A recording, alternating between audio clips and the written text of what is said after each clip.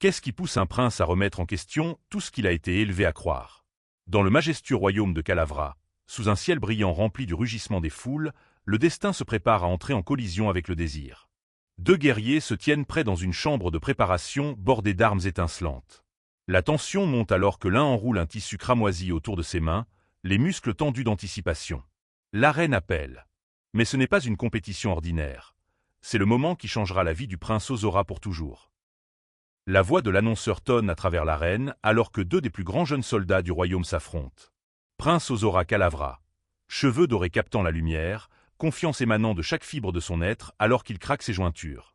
En face de lui se tient Arya Arguité, aux cheveux sombres et intenses, muscles enroulés comme un ressort chargé. Le sourire d'Ozora est exaspérant alors qu'il taquine son adversaire sur le fait d'y aller doucement. Mais Arya, il est prêt à effacer ce sourire arrogant du visage du prince. La voix du héros retentit alors que le prince Ozora est présenté comme l'héritier du trône de Kalavra, un futur dirigeant destiné à la bataille. Aux côtés de son entraîneur musclé, Ozora incarne tout ce qu'un prince devrait être. Depuis la loge royale, deux femmes élégantes peinent à contenir leur admiration. Le prince Ozora est tellement cool, chuchote-t-elle. Tellement beau. Mais la beauté et l'habileté au combat ne sont que la surface. Que cache cette façade de prince parfait? La princesse Célia lève les yeux au ciel avec agacement alors que les adultes discutent de son frère comme d'un étalon de prix. L'homme musclé en armure dorée promet qu'elle va apprécier le match, tandis que le roi Galino observe avec approbation. Le garçon tient certainement de son père. Mariage politique, alliance, royaume en jeu. Et tout se résume à ce match d'1 minute. Le gong sonne. Début. Et avec ce mot unique, tout commence à se défaire. La bataille éclate dans un flou de mouvements. Arya se lance en avant avec une vitesse dévastatrice, mais les réflexes d'Ozora sont rapides comme l'éclair. Une esquive rapide, une prise de contre. La main du prince jaillit comme un serpent frappant. Ses cheveux dorés fouettent alors qu'il se déplace, chaque mouvement calculé et précis. La foule retient son souffle. Ce n'est plus juste un entraînement. Ce sont deux guerriers testant les limites de leurs compétences. Ozora proteste alors qu'Arya critique sa technique, insistant sur le fait que la position de son bras est correcte. Mais Arya n'y croit pas. Le prince se laisse largement ouvert. Avant qu'Ozora puisse argumenter davantage, Arya démontre avec une efficacité brutale, soulevant le prince sans effort dans les airs. La foule s'exclame alors qu'Ozora est projetée à travers l'arène comme une poupée de chiffon. La fierté précède la chute. Mais s'agit-il vraiment de technique ou de quelque chose de plus profond? Alors qu'Ozora touche le sol durement, les spectateurs échangent des regards entendus. L'introduction révèle qu'Arya fait partie du même groupe d'entraînement que le prince. Un noble barbu évalue Arya avec froideur. Il devrait faire un excellent soldat. Mais quel genre de soldat donne tout contre son propre prince? La question flotte dans l'air alors qu'Ozora agrippe les vêtements d'Arya, leur confrontation éclatant avec un tonitruant BAM. Parfois, les plus grandes batailles se livrent entre amis. La princesse Célia regarde avec une frustration croissante tandis qu'une autre femme soupire rêveusement sur l'attractivité d'Arya. Le personnage enfantin démontre la position grande ouverte de manière ludique, mais l'observateur musclé critique sévèrement la technique. Les différences de taille exigent agilité plutôt que force brute. C'est une leçon qui va au-delà du combat. Parfois, les plus petits combattants ont les plus grands cœurs, et le plus à prouver. Arya taquine Ozora sans pitié. Son père regarde, après tout. La pression monte alors que le prince lui sourit, semblant indifférent. Mais quand Arya livre un coup de genou dans le dos d'Ozora, quelque chose d'inattendu se produit. Un père fort, aigu percelaire, suivi du cri de douleur d'Arya. L'homme stoïque observant depuis les côtés ne révèle rien dans son expression. Que vient-il de se passer? Et pourquoi Arya a-t-il l'air si choqué tout à coup? La foule éclate alors qu'Arya questionne Ozora avec un mélange d'incrédulité et d'amusement. Le prince l'a-t-il vraiment mordu? La lutte s'intensifie alors qu'Arya attrape Ozora par derrière, montrant une force et une technique supérieures. D'un mouvement rapide, il retourne le prince, le faisant s'écraser avec un bruit sourd. Les spectateurs acclament avec enthousiasme, mais quelque chose semble différent dans ce match. Les enjeux semblent plus élevés que quiconque ne le réalise. Ozora se penche sur son adversaire tombé avec un sourire, délivrant une leçon sur la guerre pragmatique. Rien n'est tricherie au combat, même utiliser des dents. Le garçon blond rit de bon cœur à cette sagesse peu conventionnelle, se demandant quel genre de prince en vient à mordre. Les spectateurs dans leur tenue révélatrice acclament avec enthousiasme le prince Ozora, leur excitation contagieuse. Mais sous l'humour et la camaraderie, des questions persistent. Quel genre de prince est vraiment Ozora?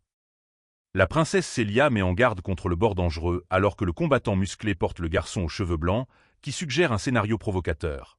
Et si Ozora se rendait simplement? La suggestion fait mal. Son père serait furieux, mais au moins le poids écrasant des attentes se soulèverait enfin. Un homme barbu, en tenue royale, observe l'échange avec une inquiétude croissante. Parfois, les chaînes les plus lourdes sont celles que nous ne pouvons pas voir. L'esprit d'Ozora s'emballe avec des pensées interdites. Et s'il cessait d'obéir à chaque ordre de son père? Et s'il n'avait pas à être l'héritier? Et s'il pouvait prendre ses propres décisions pour une fois? Le combattant aux cheveux noirs maintient son emprise, taquinant Ozora sur le fait de se rendre. Mais Ozora rétorque, qualifiant son adversaire de celui qui fait peur. Le mot « défait » résonne alors que les contraintes physiques et psychologiques sont mises à l'épreuve. Liberté. Un mot si dangereux pour un prince. Le prince Ozora regarde attentivement alors que le public éclate en acclamations. Les femmes espiègles dans les gradins prennent des pauses et partagent des rires embarrassés lorsqu'une d'elles heurte la princesse Célia. Mais l'ambiance change radicalement lorsqu'une paire de bottes de combat apparaît, et une voix sévère tranche à travers la frivolité. Pourquoi perdre du temps à faire des blagues au lieu de se battre? L'arène semble soudain moins un divertissement et plus un champ de bataille. Ozora s'agenouille avec son adversaire piné sous lui, la défiance brûlant dans ses yeux alors qu'il déclare qu'il ne se rendra pas. L'arbitre annonce 10 secondes restantes. Mais pourquoi le prince ne fait-il rien pour assurer la victoire? Les spectateurs regardent avec confusion alors que les précieuses secondes s'écoulent. Parfois, les plus grandes victoires exigent les plus grands sacrifices. Mais pourquoi Ozora se bat-il vraiment? Le temps est écoulé. Le prince Ozora est déclaré vainqueur alors que la foule explose de célébration. Son père fier proclame le destin de son fils, futur roi et incroyable guerrier combiné. Mais alors que les félicitations affluent, l'esprit d'Ozora est ailleurs. Pourquoi m'a-t-il laissé gagner? La question le ronge même dans le triomphe. La victoire semble creuse quand on sait qu'elle n'a pas été vraiment méritée. Quel jeu tout le monde joue-t-il vraiment? Le roi barbu exprime une nouvelle confiance dans l'adéquation d'Ozora pour sa fille, la princesse Catalina. De sa position élevée, elle regarde avec des yeux curieux alors que le père d'Ozora lui ordonne de faire un signe. La confusion écarquillée du prince est palpable lorsqu'il apprend l'existence de la princesse de Galino. La mention décontractée de son « rejoindre leur famille très bientôt » frappe comme un coup de tonnerre. Mariage? Ce mot porte le poids des royaumes. L'homme aux cheveux sombres en armure ornée promet qu'ils discuteront plus tard, laissant Ozora perplexe mais déterminé. Puis vient la réalisation dramatique, pas question, alors que la vérité fait surface. Une fille aux yeux pétillants et aux mains jointes irradie d'excitation romantique, son adoration évidente pour tous. Mais la question troublée d'Ozora résonne avec une panique croissante. Je ne vais pas l'épouser, si. Parfois, le destin arrive avec un sourire. La scène se déplace vers le magnifique château alors que le coucher de soleil peint le ciel. À l'intérieur, Antonio accueille ses invités, complimentant leur belle maison tout en discutant des récentes rénovations. L'atmosphère formelle porte des sous-entendus d'histoire alors que le prince Ozora est présenté aux côtés de deux femmes élégamment vêtues. Ce n'est pas seulement une question d'architecture. Il s'agit d'alliances, de lignées et de connexions qui vont plus loin que l'amitié. Le passé a une façon de façonner l'avenir.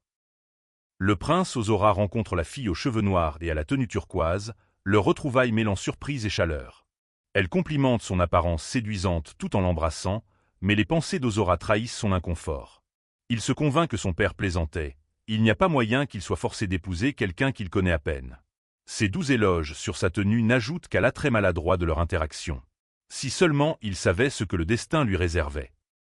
Une flirtation légère remplit l'air alors que les conversations tournent autour d'une prochaine fête d'anniversaire. Le garçon blond affirme qu'il y assistera tandis qu'une fille en turquoise irradie d'excitation à propos du plaisir qu'ils auront.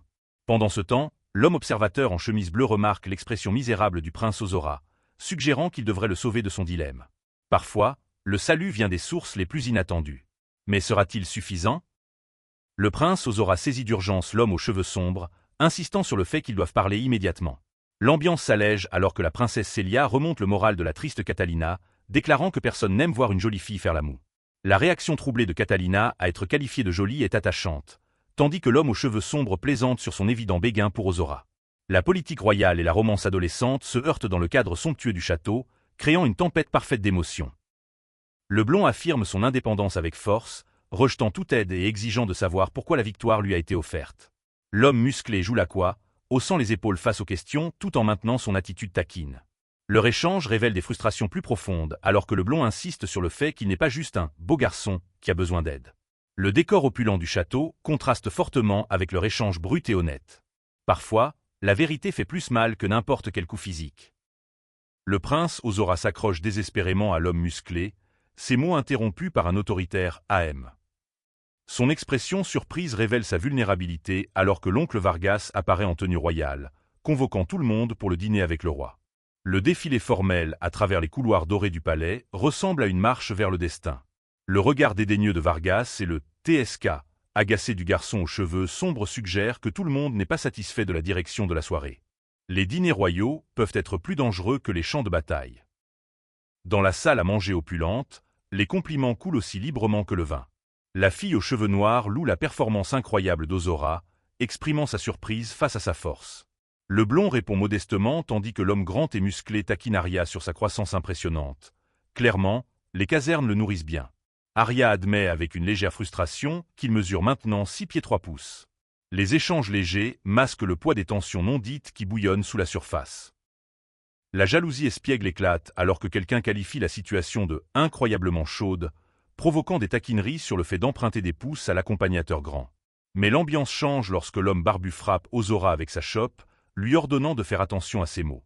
L'atmosphère devient sérieuse alors que la discussion se tourne vers la royauté de Galino en visite et la menace imminente des tensions entre humains et Sergo. Les dîners royaux ont une façon de mélanger plaisir et politique, et parfois la combinaison est explosive.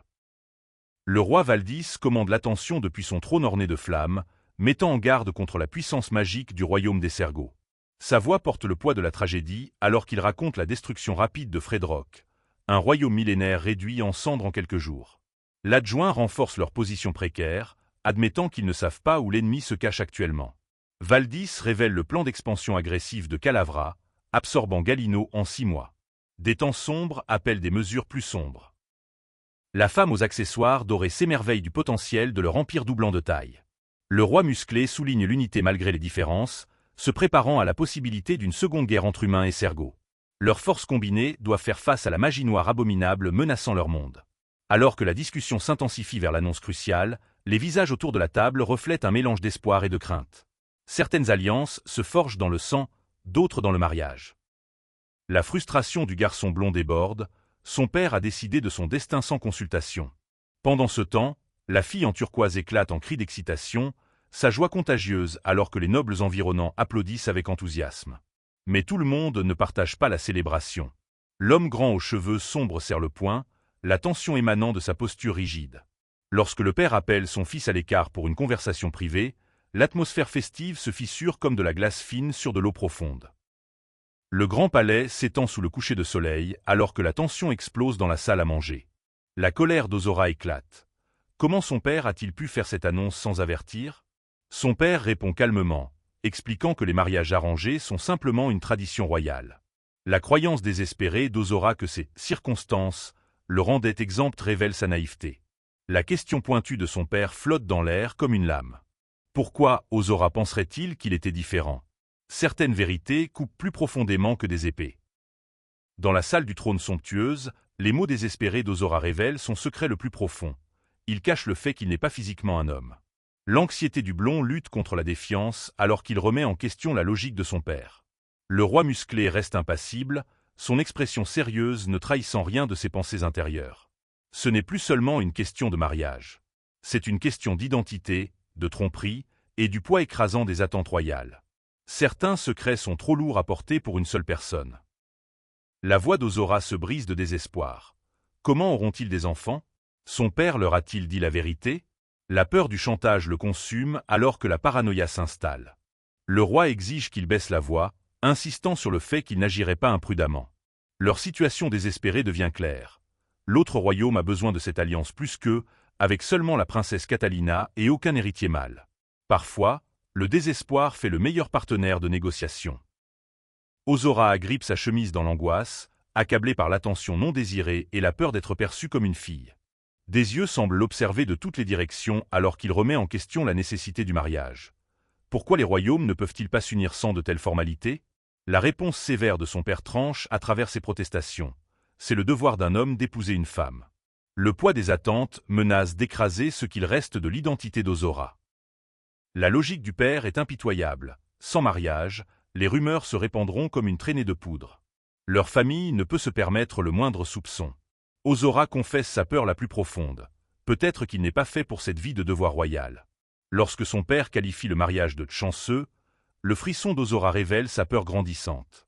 La cage dorée de la royauté n'a jamais semblé aussi étouffante. Parfois, la fortune et le malheur portent le même visage. Les mots flottent dans l'air comme une sentence de mort. Être le prince. Le rire moqueur du père fait mal alors qu'il suggère qu'Ozora préférerait être une princesse. Le rejet horrifié du prince est immédiat et absolu. En aucun cas. Jamais. Mais le décret final du roi est inébranlable. En tant que prince de ce royaume, Ozora l'épousera. Fin de l'histoire. Le poids de cette finalité se pose comme une pierre dans la poitrine d'Ozora. Le visage d'Ozora reflète la terreur d'un potentiel chantage alors qu'il se prépare à rejoindre leurs invités en attente. La scène se déplace vers une célébration où des hommes lèvent leurs verres dans des toasts joviaux, leur rire résonnant à travers les couloirs. Mais Ozora marche seul à travers les halls du palais, son expression troublée contrastant fortement avec les festivités autour de lui. Chaque pas semble l'éloigner de la personne qu'il veut être.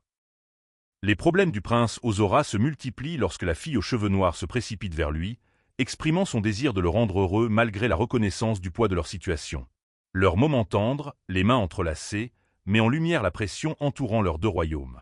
Lorsqu'elle s'excuse et admet qu'il ne devrait pas être forcé de l'épouser, la réponse émotionnelle d'Ozora culmine dans un mouvement soudain qui rompt leur connexion. Même la gentillesse peut sembler être un piège. Ozora se détourne de la femme préoccupée, sa voix tendue par l'émotion, il ne peut pas gérer cela en ce moment. Alors qu'il marche vers les grandes portes de la salle luxueuse, son visage reflète une profonde inquiétude et déception. Le ciel étoilé n'offre aucun réconfort, alors que la scène se transforme pour révéler un homme musclé en contemplation, sa cape sombre suggérant une tempête imminente. Parfois, l'évasion est la seule option qui reste. Dans le couloir lumineux, Ozora jette un coup d'œil à travers les doubles portes alors que l'homme musclé s'approche avec un sourire, le félicitant pour son mariage imminent. La réaction troublée d'Ozora est immédiate. Que diable dit-il? La suggestion que cela soit d'une manière ou d'une autre une bonne chose pousse le prince à son point de rupture. Son ton incrédule trahit son désespoir grandissant. Quand les alliés deviennent des ennemis, à qui peut-on faire confiance? La frustration d'Ozora s'exprime alors qu'il confesse son désir de prendre ses propres décisions pour une fois dans sa vie. Courbé sur le banc, son tourment émotionnel est exposé. La question de l'homme aux cheveux sombres tranche l'air comme une lame. Veux-tu t'enfuir? La suggestion flotte entre eux, dangereuse et tentante. L'expression confuse d'Ozora révèle qu'il n'a jamais vraiment considéré cette possibilité. Liberté. Mais à quel prix? Assis sur sa chaise semblable à un trône, le prince Ozora lève anxieusement les yeux vers Arya, qui se penche avec une menace espiègle. L'homme plus grand taquine sur ce que le royaume ferait sans leur prince bien-aimé, mais la confusion d'Ozora s'intensifie. Lorsqu'Arya ébouriffe ses cheveux et révèle qu'il plaisantait, le moment s'allège considérablement. Leur amitié brille à travers le chaos politique qui les entoure. Parfois, le rire est le meilleur remède, même lorsque le patient pourrait être terminal. L'ambiance change radicalement alors qu'un homme aux cheveux sombres et hérissés observe la scène avec des yeux calculateurs. Ses mots dégoulinent de satisfaction sombre. Deux nations humaines complètement dépendantes d'un garçon sans défense. Une main glisse des ombres alors qu'Ozora avertit son compagnon de rester en arrière. Le visage de l'homme aux cheveux sombres se contorsionne d'alarme alors qu'il reconnaît la menace qui approche. Des cornes monstrueuses émergent de l'obscurité. Les Sergos les ont trouvés. Dans la chambre faiblement éclairée, le prince blond regarde alors que quelqu'un crie « Sergo ». Le sourire de l'homme aux cheveux sombres révèle sa satisfaction face au chaos qui se déroule. Alors qu'un ordre résonne pour « chercher le prince », la gravité de la situation devient claire. Le bruit glissant suggère un mouvement inhumain dans l'ombre. Deux nations humaines suspendues dans la balance, et leur seul espoir est un garçon sans défense. Le piège s'est refermé. Le cri désespéré d'Ozora pour que son compagnon reste en arrière révèle le danger immédiat auquel ils font face. L'homme musclé saisit son arme de manière protectrice, mais la peur déforme ses traits. Alors que quelqu'un ordonne de chercher le prince, la réalité s'effondre, ce n'était jamais une question de rencontre fortuite. Les Sergos chassaient le prince Ozora depuis le début. Son nom résonne à travers le chaos comme une sentence de mort. Le prince Ozora maudit son manque d'armes alors qu'une femme en tenue sombre charge vers lui avec une intention mortelle, sa lame énergétique crépitant d'une puissance létale. Ses frappes rapides le forcent à une défense désespérée alors que des fracas résonnent à travers la grande salle. Pendant ce temps, l'homme aux cheveux sombres se prépare à contre-attaquer avec sa propre lame, les muscles tendus pour l'action. Le palais est devenu un champ de bataille, et Ozora est totalement désavantagé. Quand les princes deviennent des proies, la survie l'emporte sur l'honneur. La lame du guerrier aux cheveux sombres trouve sa cible, en voyant Ozora s'écraser au sol dans l'angoisse, ses cris résonnant à travers l'intérieur grandiose. Le sang tache le sol orné alors que le prince halète de choc et de douleur. Une femme aux cheveux argentés flottants saisit le moment, son expression sinistre promettant pire à venir alors qu'elle agrippe le visage d'Ozora. L'observateur calme regarde le chaos se dérouler avec un intérêt calculé. Parfois, le chasseur devient la proie. La voix d'Ozora perce le chaos alors qu'il appelle avec détermination, ses cheveux blonds captant la lumière alors qu'une épée siffle dans l'air. Il se lance vers le haut dans une démonstration spectaculaire d'agilité et de courage. L'observateur aux cornes exprime une admiration réticente, impressionnant. Tandis que son compagnon regarde avec choc. Même ensanglanté et battu, un vrai guerrier trouve un moyen de riposter. Le prince n'est pas encore fini. Ozora riposte avec une détermination féroce, son épée coupe en l'air alors qu'il se jette sur son adversaire tombé. L'homme musclé en capuche sombre écrase avec une efficacité brutale, tandis que l'ennemi aux cornes gémit de douleur au sol. Les effets sonores ponctuent la violence alors que les corps s'entrechoquent et que les impacts tonnent à travers le champ de bataille. Dans des moments de désespoir, même les princes peuvent devenir des guerriers sauvages. L'attaquant aux cornes frappe la tête de son adversaire contre la surface, tandis que le prince Ozora engage la féroce femme aux cheveux blancs dans un combat mortel. Elle contre son coup violent, mais la force d'Ozora s'avère supérieure alors qu'il la jette loin de lui de manière décisive. L'observateur aux cornes regarde les bras croisés, son expression contemplative suggérant que cette bataille a une signification plus profonde. Se tenant au-dessus de son adversaire vaincu avec l'épée à la main, Ozora respire lourdement, le sang marquant sa victoire durement acquise. Le dernier défi du guerrier aux cheveux sombres coupe plus profondément que n'importe quelle lame. Il défie Ozora de l'abattre tout comme les humains ont massacré des milliers de Sergos dans le passé. Les mots flottent dans l'air comme une accusation, révélant la véritable profondeur de ce conflit. Mais lorsque le moment de vérité arrive, c'est le guerrier blond qui porte le coup décisif. Le cri agonisant de l'ennemi résonne à travers l'intérieur orné alors que tout change pour toujours. Certaines victoires ont un prix très élevé. Que se passe-t-il quand un fils déçoit son père? Le guerrier blond balbutie, sa confiance brisée. L'homme aux cheveux noirs en tenue dorée donne une leçon brutale. N'hésite plus jamais, tue-les. Mais papa, les mots flottent dans l'air comme un cri désespéré. La silhouette cornue observe avec un amusement tordu, trouvant la situation intéressante malgré l'espoir de meilleurs résultats. Des yeux cramoisis brûlent d'anticipation alors que la silhouette sombre fait ses adieux au prince Ozora. La promesse fend l'air, ils se reverront bientôt. Des gardes se précipitent avec des cris urgents, leur voix résonnant dans les couloirs du château. Un sifflement rapide déchire le ciel alors que le danger s'échappe dans la nuit. La menace qui rôde au-delà de ces murs devient plus forte à chaque instant. La frustration déborde alors que le blond ébouriffé déclare qu'Arya ne peut pas toujours compenser dans la bataille. L'homme sévère rétorque avec une confiance amère. Que ferait-il sans lui? Rends-moi ton stupide épée, rétorque le blond en gesticulant de manière désinvolte. Un homme barbu robuste ordonne à Arya de retourner aux casernes, promettant des gardes supplémentaires contre les Grégos qui rôdent. Même dans la victoire, la tension fracture leur unité. Quelle journée horrible! Le prince Ozora s'effondre sur son grand lit, le stress pesant lourd sur ses épaules. Les mots de la silhouette sombre résonnent dans son esprit. Égorge-moi, tout comme ton peuple l'a fait à des milliers de Sergos. Puis vient une nouvelle dévastatrice de l'homme âgé. Le prince Ozora et la princesse Catalina vont se marier. La voix douce de Catalina offre du réconfort, insistant sur le fait qu'il ne devrait pas être forcé au mariage. Une calamité après l'autre s'abat sur lui. Le sommeil n'apporte aucune paix. Le guerrier blond se repose mal, tandis que son compagnon aux cheveux noirs observe avec une douce inquiétude.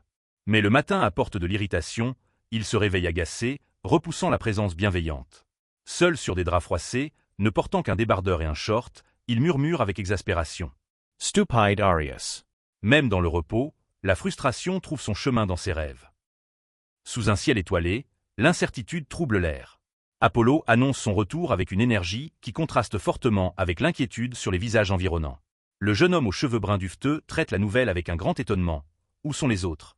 Une grande silhouette en tenue sombre exige de parler avec l'Ormirus, sa présence imposant l'urgence. Prince Ozora.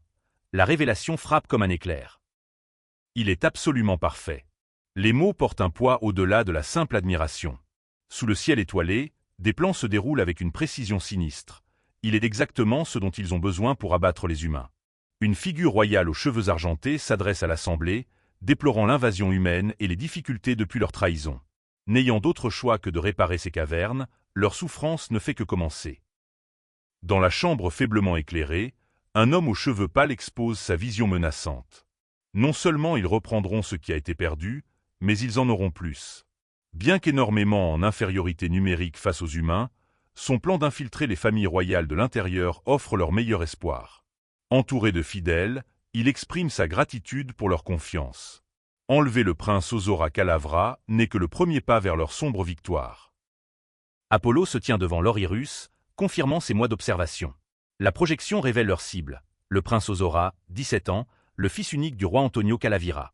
Il est l'un des combattants les plus habiles du royaume, son manque de maturité étant compensé par une agilité, une dextérité et une vitesse remarquables. Chaque détail a été catalogué, chaque faiblesse notée. La chasse commence avec la connaissance. Le prince a un ami proche, Arya Argytré, 18 ans. Il a été le plus fiable des aides d'Ozora, l'accompagnant au combat avec une loyauté indéfectible. La silhouette cornue révèle son affiliation par un collier doré. Il est particulièrement protecteur envers le prince, observe-t-il avec un amusement cruel. Tout comme un petit chien protégeant son maître, il a même un collier pour le prouver. 3 cergots de plus ont été tués cette nuit. Le poids de ces mots s'installe comme une pierre. Ça ne peut pas continuer. Mais la fille aux cheveux rouges montre une indifférence glaciale. Les morts étaient faibles, déclare-t-elle froidement. Comment peux-tu dire ça de ton propre peuple? Sonny? Le garçon en pulvère proteste, son humanité intacte. Soudain, un fracas tonitruant brise leur discussion enflammée. Le chaos éclate en un instant. La stratégie devient survie. Ils doivent comprendre les schémas de combat de leurs adversaires pour que le plan réussisse. Apollo se penche en arrière avec une satisfaction sournoise alors qu'il partage des informations cruciales. Le fiançailles du prince avec la princesse de Galant a été annoncé aujourd'hui. Un retard stratégique, mais qui sert leurs objectifs. Lorsque le sujet tourne sur le destin d'un garçon, des réactions préoccupées révèlent les véritables enjeux de leur plan. Éliminer Arya Argytré d'ici demain soir. L'ordre de Hyrus résonne avec une finalité à travers la chambre de pierre. Oui, l'Orirus, vient la réponse obéissante. La scène passe de l'obscurité à la lumière alors que des cieux bleus et des nuages dufteux marquent une transition de lieu. Une vaste cour de château grouille de vie, des gens assis à des tables en bois. Le calme avant la tempête dissimule l'ordre de meurtre qui vient d'être donné. C'est ici qu'Arya vit. La fille aux cheveux rouges jette un coup d'œil derrière le mur de pierre avec une excitation curieuse. Il y a beaucoup d'hommes ici. Comment vont-ils le trouver parmi les mannequins d'entraînement et les guerriers affairés? Son compagnon a l'air inquiet, mais elle le rassure avec un sourire espiègle. C'est un grand garçon, il se fera remarquer. Une femme en jaune confirme qu'Arya est dans sa chambre, les surprenant tous les deux. Appuyés contre le mur de pierre, ils discutent de la fille qui se dirige vers la chambre d'Arya de manière décontractée. Quoi de neuf? Il y a une nouvelle fille après lui chaque semaine, note l'homme aux cheveux bruns avec une indifférence maîtrisée. Facile, déclare la fille aux cheveux rouges avec confiance. Ils se rappellent leurs contraintes de temps, il ne reste qu'une heure avant que le sort d'invisibilité ne s'épuise. Le clic active leur magie. Allons-y. Arias. Laisse-moi entrer. La femme aux cheveux rouges frappe à la porte, sa frustration montant à chaque appel ignoré. À l'intérieur, la tension monte alors que l'homme musclé offre du réconfort à la fille en jaune. Pourquoi cette mauvaise humeur? Demande-t-il. À travers la porte, l'observateur regarde ce moment intime se dérouler. L'atmosphère devient épaisse d'émotions maladroites alors que des sentiments personnels s'opposent à la mission en cours. C'est tellement excitant. Mais l'attention se tourne rapidement vers un but mortel. Nous devons le tuer, insiste l'homme avec une détermination glaciale. Il pourrait probablement le faire juste devant cette fille, ajoute-t-il froidement. Soudain, l'urgence frappe, les garçons. Mettez-vous en valeur. Le roi et ses enfants sont arrivés. La panique se répand alors que la réalisation frappe. Leurs plans d'assassinat doivent attendre. Bonjour, les garçons. Le chaleureux accueil résonne à travers la vaste cour alors que la lumière naturelle baigne la scène. Bonjour, Vos Altesses, vient la réponse respectueuse. Une fille s'appuie de manière espiègle contre son compagnon, tandis qu'une autre insiste sur le fait qu'il est temps d'y aller. Le garçon blond semble perplexe, se demandant pourquoi Célia est si apprêtée aux casernes. L'atmosphère porte une camaraderie légère. Ce serait tellement dommage de rester assise dans le château. La fille élégante dans sa robe rose et son châle duveteux attire les regards des garçons contre le mur de pierre. « Tu vois » dit-elle en roulant des yeux. « Tu es la personne la plus insupportable que je connaisse » rétorque l'un d'eux. Certains de ces gars sont plutôt mignons, Peut-être que je devrais en ramener un chez moi. Mais l'inquiétude s'installe alors qu'Antonio demande à Arya comment elle va après l'attaque récente. Comment mes cheveux ont-ils l'air? Le blond cherche nerveusement une validation dans le couloir lumineux du château. Comme si tu essayais trop, comme d'habitude, critique sévèrement la femme aux cheveux noirs. Tu es juste de mauvaise humeur parce que Catalina emménage au château aujourd'hui. Ne me rappelle pas ça, répond-il avec une frustration visible. Une fille en jaune apparaît, faisant balancer le bras de l'homme musclé de manière maladroite. Oh. V votre Altesse. Pardonnez-moi. Haha. Je suppose qu'Arya va très bien. Le rire masque la tension sous-jacente alors que le blond soupire hors champ. Et, désolé, je ne vous attendais pas, s'excuse l'homme en débardeur blanc. Pas besoin de s'excuser. Mais la question reste en suspens. Qu'est-ce qui les amène aux casernes? L'atmosphère passe de décontractée à vigilante alors que des préoccupations concernant les menaces de Sergio émergent. Oh, c'est génial. L'excitation de la fille aux cheveux roses déborde alors qu'elle se joint à eux pour dire bonjour à Arya. Merci. Salut, vient la réponse plate et peu enthousiaste. Il ne semble pas du tout excité. Observe quelqu'un. Bonjour, votre Altesse. Navarro salue avec confiance, demandant où garder l'équipement de ses hommes. Le garçon aux cheveux blonds en désordre lève un sourcil interrogateur. Quel est son problème? Nous ne pourrons pas faire ça maintenant.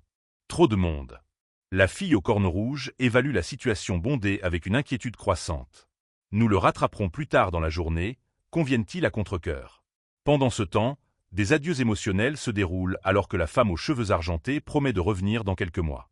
Vous allez tous me manquer tellement. L'homme grand assure la sécurité jusqu'à l'arrivée de Rocky. Les plans doivent s'adapter lorsque les circonstances changent. Des gardes? Des hommes? La femme anxieuse questionne avec une inquiétude visible. Juste pour la journée, chérie. Le roi Calavra ne laissera rien arriver, rassure calmement la brune. C'est la salle de jardin intérieur, explique l'homme musclé, en désignant des fleurs vibrantes et des décorations. Il n'y a pas d'autre personne ici. La verdure est entretenue quotidiennement par des servantes. L'escalier mène au bureau, ajoute-t-il utilement. Une main se pose sur son épaule, la faisant sursauter instinctivement. Descendant le grand escalier dans sa robe rose fluide, elle exprime sa frustration. Où sont les autres? Pourquoi Arya m'ignore-t-il toujours? Il s'amuse avec cette fille au hasard, mais pas avec moi? Absolument ridicule. Deux silhouettes observent son détresse, notant qu'elle semble proche des larmes. Et belle, appelle-t-elle, passant à la flirtation. Princess Celia. Le salut résonne à travers la cour vibrante alors que Celia, élégante dans son haut bleu vert, sourit chaleureusement. Salut. Pourquoi a-t-elle l'air si soulagée? Se demande quelqu'un à voix haute. Oh oui. N'as-tu pas dit que tu voulais essayer un de mes rouges à lèvres? La conversation espiègle change alors que les attendants leur rappellent leur devoir d'escorte. Leurs mains se connectent alors que l'obligation pèse sur l'amitié. Sûrement, tu ne vas pas nous suivre aux toilettes, n'est-ce pas? La femme confiante dans sa robe rose et son châle blanc pose la question avec autorité. Oh, non. Bien sûr que non. Nous allons attendre dehors, répondent respectueusement les hommes. Merci, princesse Celia. La fille anxieuse montre sa gratitude pour le sauvetage. Chérie, si tu vas être une princesse Calavra, tu ferais mieux d'apprendre à agir comme telle. La porte se ferme avec finalité. En étant la seule femme de cette famille, nous avons une réputation à maintenir. Les mots de la princesse Celia portent le poids des attentes dans l'élégante salle de jardin. Tu dois au moins faire semblant d'être confiante, ordonne-t-elle avec autorité royale. La jeune femme anxieuse lutte contre la pression, sa détresse visible malgré sa gratitude. L'environnement orné souligne le fardeau de maintenir les apparences dans ce monde royal impitoyable. Alors, qu'est-ce qui ne va pas? On dirait que tu allais éclater en larmes. La conversation devient intime dans la pièce somptueuse. Ça va, ils font juste leur travail. Mais l'inconfort émerge, c'est inconfortable d'être seul avec la plupart des hommes. Ces gardes ne te faisaient rien de bizarre, n'est-ce pas? L'inquiétude est sincère, comblant le fossé entre l'attente royale et la vulnérabilité personnelle. Oh, elle est sérieuse. La réalisation frappe alors que Celia explique sa protection peu conventionnelle. Pourquoi diable as-tu un tigre comme garde? Une personne serait-elle mieux? Les questions sondent plus profondément que prévu. J'avais un garde humain, révèle Celia, sa voix lourde de souvenirs douloureux. Après une expérience traumatisante à 15 ans, trahie par un homme en qui elle avait confiance, elle a pris une décision qui a changé sa vie concernant sa protection. Il est beaucoup plus fort et fiable que n'importe quel homme. Je n'ai jamais à m'inquiéter de motifs cachés avec lui. La confiance dans sa voix contraste fortement avec le cynisme de son compagnon. C'est comme ça que tous les hommes sont, Celia. Sauf Ozora. Il est différent, il ne se comporterait jamais ainsi. La défense d'Ozora révèle des sentiments plus profonds tout en mettant en lumière les problèmes de confiance qui hantent leur monde. Alors ça ne te dérange vraiment pas? Quoi? Qu'il soit biologiquement une fille? La réponse de la princesse Célia est immédiate et féroce.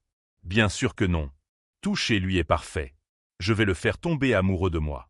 Son enthousiasme déborde alors qu'elle envisage leur avenir. Devenir sœur, avoir des soirées pyjama, partager des manucures. L'amour transcende toutes les frontières dans son cœur déterminé. Haha. Tu es mignone. Le compliment espiègle change l'ambiance alors qu'ils explorent leurs préférences.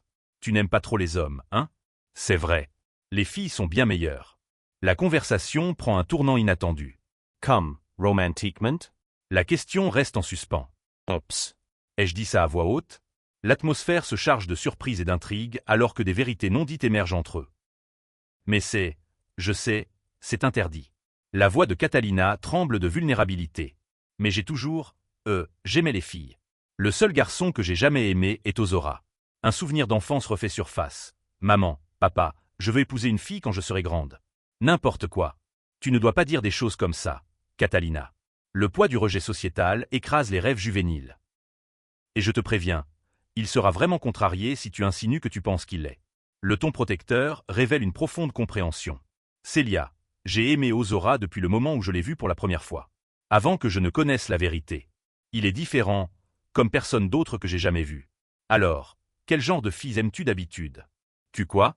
La question la prend au dépourvu, l'embarras inondant ses traits. Le temps passe alors que des coups répétés résonnent à la porte. Votre Altesse. Tout va bien là-dedans?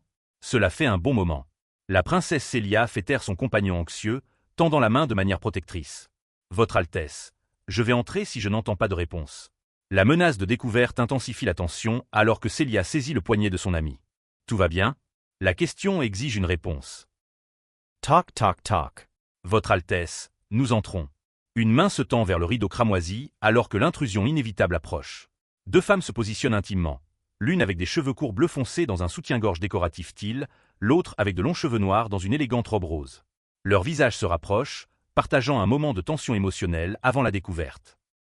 Votre Altesse? Tout va bien là-dedans? La voix persiste de l'autre côté de la porte. Chhhhhh. Catalina fait désespérément signe au silence, son doigt pressé sur ses lèvres. Votre Altesse, je vais entrer si je n'entends pas de réponse. Les yeux de la princesse Célia s'écarquillent d'inquiétude alors qu'elle saisit la main de Catalina. Les coups s'intensifient, exigeant une reconnaissance de leur bien-être. Main dans la main, elle s'approche de la porte avec une détermination urgente. Votre Altesse, nous entrons. L'annonce résonne alors qu'elles entrent ensemble. Elles se pressent l'une contre l'autre, partageant un moment de tension intime avant de s'arrêter pour se regarder. La femme en robe rose semble préoccupée, tandis que son compagnon paraît incertain. Quoi que ce soit qui attende au-delà de ce moment changera tout entre elles. Je ne pense pas qu'il soit ici. La recherche s'avère infructueuse alors que la confusion monte. Pourquoi nous cachons-nous? La question coupe à travers la tension. Parce que je veux continuer cette conversation, et nous ne pouvons pas avec eux autour. Où sont passées ces filles? Elles ont dû sortir par l'autre porte. Dépêche-toi, nous devons les trouver. La porte claque alors que l'urgence prend le dessus. Enfin seule. Tu disais? La femme confiante jette un coup d'œil à travers le rideau cramoisi avec une expression taquine. La conversation reprend avec des aveux timides. J'aime les belles filles qui ont de longs cheveux, qui sont extraverties et gentilles. Le rire remplit l'espace alors qu'elles partagent ce moment intime. Le bruit de la porte se fermant avec un claquement souligne leur nouvelle intimité. Ça ne ressemble pas beaucoup à Ozora, n'est-ce pas? L'observation espiègle touche sa cible. Allez, je vais rester avec toi jusqu'à ce que ton tigre arrive. Comme ça, tu n'as pas à être seul avec les gardes. La réaction timide de la princesse Célia révèle sa gratitude. Oh, d'accord. Merci. La vue de la ville côtière à travers la fenêtre suggère un arrière-plan paisible pour leur compréhension croissante. D'accord les garçons, formez des équipes. La voix de l'instructeur résonne à travers le dojo spacieux. Pratiquez des blocages efficaces en combat rapproché. Allez Ozora, tu commences. Le prince élancé s'avance avec appréhension alors que son partenaire musclé se prépare pour l'exercice. Ozora lève sa jambe pour bloquer, la détermination scintillant dans ses yeux. Un sifflement rapide souligne le mouvement rapide alors que la confiance commence à se construire dans la séance d'entraînement. A trape. L'objet d'entraînement vole dans les airs alors que l'instructeur loue ses élèves vedettes. Vous devriez tous regarder et apprendre. Ils ont repoussé 4 cergos envahisseurs tout seuls l'autre nuit. Tu entends ça, Ozora? Nous formons une super équipe. La reconnaissance apporte un sourire avant que la frustration ne prenne le dessus. Arrête de parler. Je ne peux pas me concentrer. Même les éloges deviennent une distraction dans l'entraînement au combat. Il y a plein de distractions dans le monde réel. Le jeune homme musclé tient l'objet doré avec confiance. Ne devrais-tu pas apprendre à les ignorer? Ozora répond avec une défiance silencieuse, leurs mains s'enlaçant dans un moment d'unité. Le son de « tir » marque un changement dans leur interaction alors qu'ils maintiennent un contact visuel intense, détermination et concentration se reflétant dans leurs expressions. Ils se retrouvent étroitement positionnés sur le sol du dojo, la tension crépitant entre eux. Les yeux écarquillés du blond reflètent une surprise choquée alors que son cœur bat. Badom, badom. Au-dessus de lui, l'homme musclé se penche près, torse nu sous son débardeur vert. Le moment est chargé de vulnérabilité et d'émotions non dites alors que leur proximité crée une atmosphère électrique dans l'espace d'entraînement traditionnel. Lâche-moi. Le cri frustré résonne à travers le dojo alors que les corps luttent sur le sol en bois. D'autres garçons regardent la confrontation se dérouler tandis que le guerrier aux cheveux noirs se tient seul après, perplexe par ce qui vient de se passer. Contre le ciel serein, l'introspection s'empare de lui. Qu'est-ce qui ne va pas chez moi ces derniers temps? Pourquoi ai-je toujours des pensées étranges sur Arya? La question le hante comme une confession. Votre Altesse, vous ne devez pas être dehors sans nous escorter. Les gardes poursuivent le prince Ozora avec un devoir déterminé. Je n'ai vraiment pas besoin de vous sur le dos tout le temps. Sa réponse défiant résonne. Nous faisons juste notre travail, prince Ozora. S'il vous plaît, laissez-nous un peu de répit. La tension ludique entre le prince et ses protecteurs joue sur fond de grands palais et de ponts ornés. Homosexuels, votre Altesse. Ils sont exilés du royaume. La nouvelle frappe comme un coup physique. Ils ont de la chance que ce soit juste ça. Il y en avait un le mois dernier condamné à l'exécution par le conseil. C'était un noble d'une sorte. Qu'est-ce qui ne va pas? Pourquoi es-tu parti comme ça? L'inquiétude concernée sonde plus profondément alors que la peur et la réalisation se lisent sur le visage du guerrier blond. Non. Je vais bien. Le déni vient rapidement mais creux alors que la défiance masque un tumulte plus profond. 3 silhouettes s'éloignent dans de longs manteaux noirs, le blond parmi elles, tandis que la tension crépite dans l'air. Peu importe. Le rejet brusque ponctue leur séparation. Le guerrier aux cheveux noirs se tourne vers la porte en bois, son cadre musclé rigide de résolution. Certaines conversations se terminent avant même de vraiment commencer. De l'intensité du combat, nous passons au couloir silencieux du château. Une fille aux cheveux roses se tient à côté d'un garçon au visage sérieux. Leur présence contraste fortement avec les halls en bois ornés. Les magnifiques flèches s'élèvent vers le ciel, témoignage du pouvoir royal. À l'intérieur de ces murs de luxe, le prince Ozora est assis tranquillement près d'une fenêtre, ses cheveux blonds captant la lumière. Mais même dans ce moment de paix, quelque chose pèse lourdement sur son esprit. Les pensées du prince plongent dans un territoire dangereux. Bien sûr, Arya a des petites amies. C'est un gars, pourquoi ne le ferait-il pas? Mais cette simple vérité fait plus mal qu'une lame. Un soupir s'échappe des lèvres d'Ozora alors que la confusion obscurcit son esprit. Pourquoi cette connaissance ressemble-t-elle à un couteau qui se tord dans sa poitrine? La réponse l'effraie. Lorsqu'il est confronté au plaquage enjoué de son ami, la colère éclate de nulle part. Mais la culpabilité suit rapidement. Ce n'était pas juste de s'en prendre à lui. Dans la salle d'entraînement, la camaraderie emplit l'air alors que les amis se préparent à partir. Le coucher de soleil peint tout en or à travers les fenêtres. Arya, toujours le guerrier dévoué, choisit de rester pour s'entraîner davantage. Ses amis se moquent de lui pour ne jamais prendre de pause, l'accusant de faire paraître les autres paresseux. Mais Arya soupire, son engagement inébranlable. Il sortira bientôt, promet-il. La dévotion est admirable. Mais ce soir, rester seul pourrait s'avérer dangereux. Quelque chose ne va pas avec le prince Ozora. Il annonce son départ anticipé, prétendant être malade, mais son véritable mal va plus loin qu'une simple fièvre. Arya regarde avec une inquiétude croissante alors que son ami s'enfuit. Puis les ombres se rapprochent. Un groupe émerge de l'obscurité, leur voix dégoulinant de moqueries. Le chien de garde du prince, l'appelle-il. Enfin attrapé tout seul. La réputation qui le protégeait autrefois le marque maintenant comme proie. La fille aux cheveux roses révèle la vérité. Ses jours de tuerie de Sergo sont finis. Cette réputation violente n'a plus de poids. Son arme brille alors que l'excitation danse dans ses yeux. Ce sera tellement amusant, déclare-t-elle avec une anticipation malveillante. Le fouet claque dans l'air avec une précision mortelle. WWIP. Whoosh. Rap. Arya sursaute de choc alors que l'arme se déplace plus vite que ses yeux ne peuvent suivre. La prédateur joueuse a trouvé sa proie. S'unissant, la magie les enveloppait comme des chaînes, lourdes et inévitables. Mais Tamari est distraite par quelque chose de bien plus captivant, les yeux du prince. Si jolie, s'émerveille-t-elle, ne sachant jamais que les humains pouvaient posséder une telle beauté. La frustration de Sunny éclate alors qu'il essaie de garder son attention. Pas maintenant.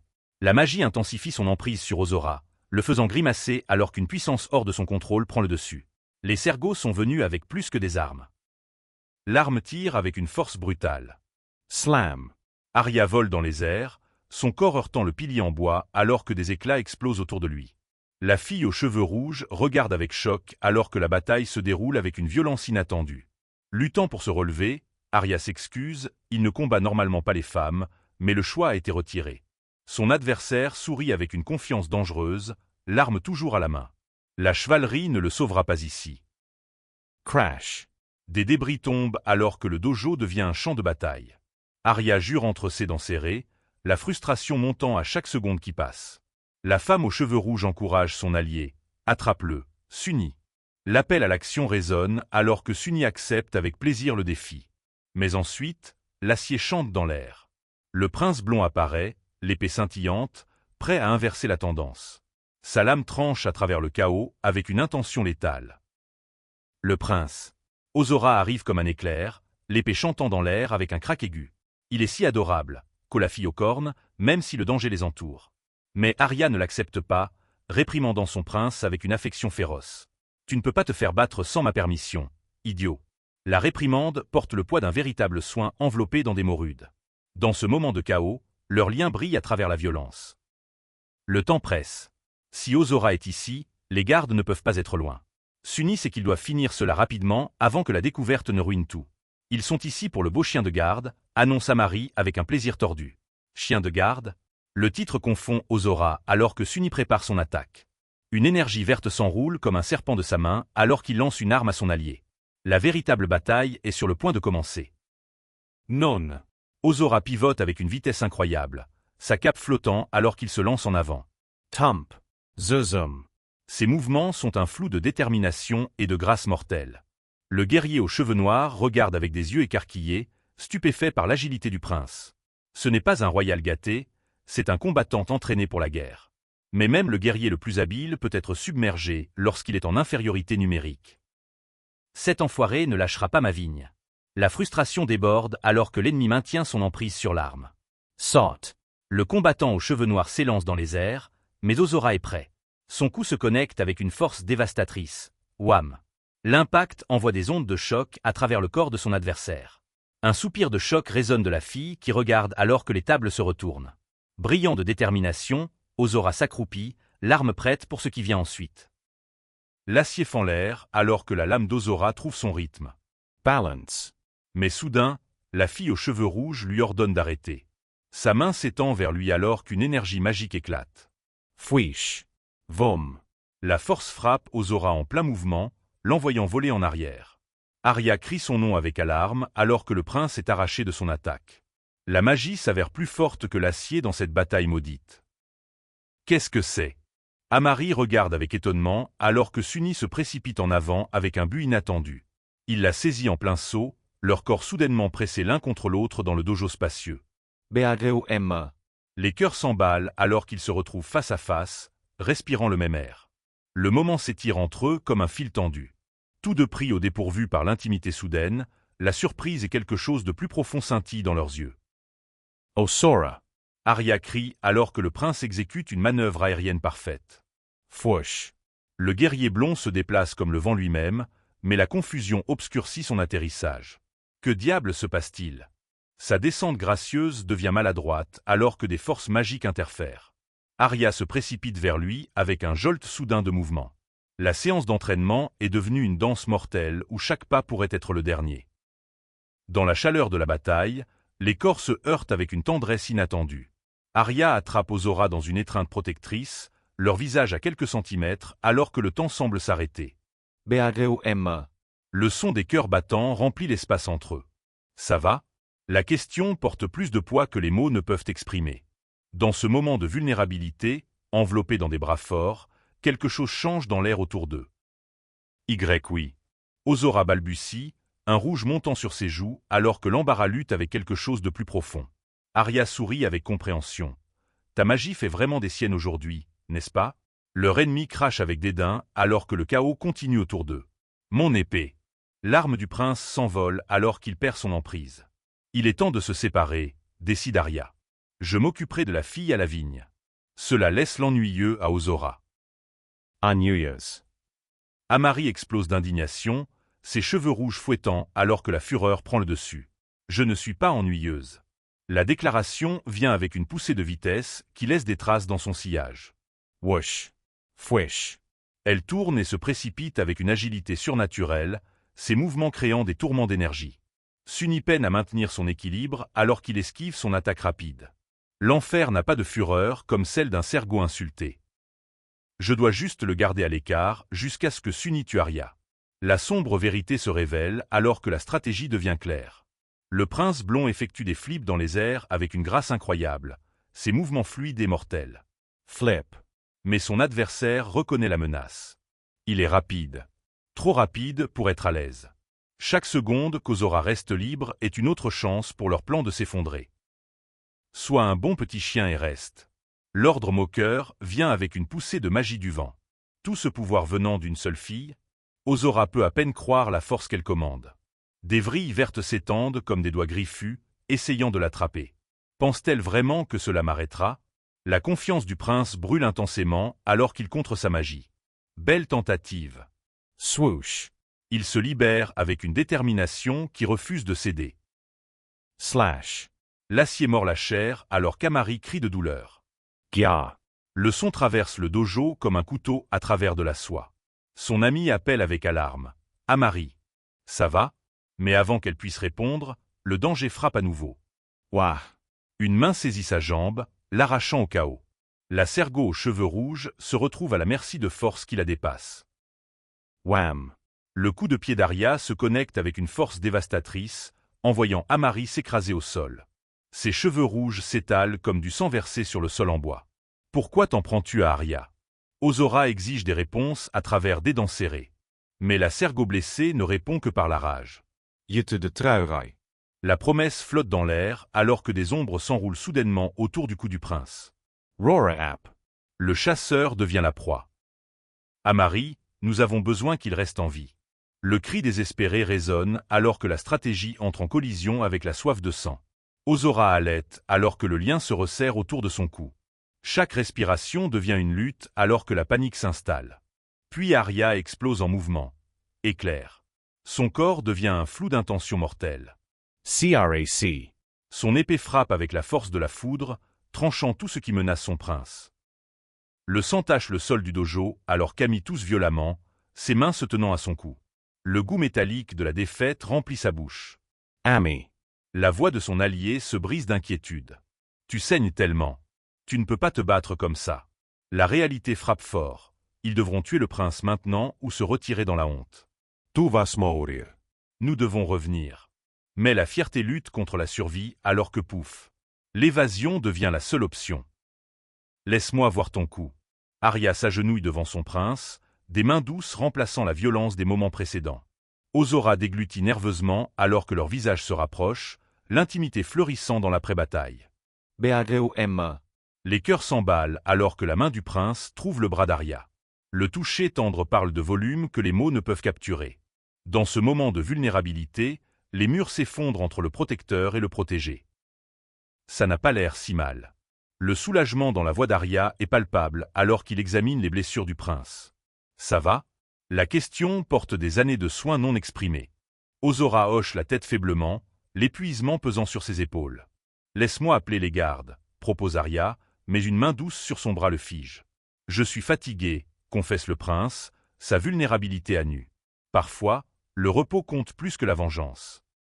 Désolé de t'avoir crié dessus plus tôt. L'excuse vient douce et sincère, les murs s'abaissant enfin. Ça va, répond Ozora, la gratitude réchauffant sa voix. Merci de m'avoir sauvé. Tu es juste comme le prince dans les contes de fées. La comparaison fait sourire Arya avec un plaisir inattendu. Je jouerai le rôle si tu veux. Leur échange coule comme du miel, doux et naturel, alors que le danger s'efface dans la mémoire. Des ombres, des yeux comme des charbons ardents, observent la scène tendre se dérouler. Qu'est-ce que c'est? La voix de la figure cornue dégouline de calcul froid, alors qu'il observe le lien entre le prince et le garde. Je vois comment c'est. La compréhension se lève comme un lever de soleil empoisonné. La plus grande arme contre un prince n'est ni la magie ni l'acier. C'est le cœur qui bat pour un autre. Et maintenant, il sait exactement où frapper.